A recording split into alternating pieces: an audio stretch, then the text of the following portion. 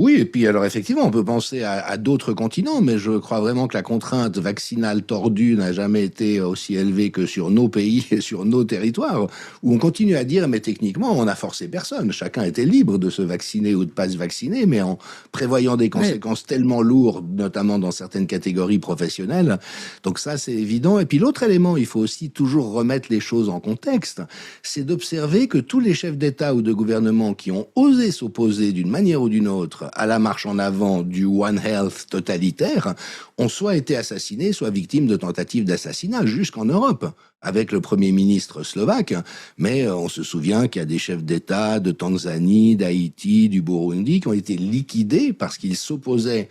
à la politique suggérée aimablement sans contrainte par l'OMS. Donc là encore, il faut vraiment mettre tous les éléments dans la balance et voir qu'effectivement, et puis cette obsession vaccinale qui avait été décrite dans le magazine Nexus il y a longtemps en arrière, en disant ils sont en train de prévoir des plans de vaccination mondiale. Et quand on sait la réalité des injections géniques et de leur impact sur certains éléments de santé, dont la fécondité, bien sûr. ça relance effectivement des hypothèses qu'on qualifiera bien sûr de complotistes, mais qu'il faut être capable de penser, ne serait-ce que pour pouvoir les éliminer à un moment donné, mais parce que on sent bien qu'il y a des intentions qui sont très torves derrière ce qui nous est proposé. Ouais,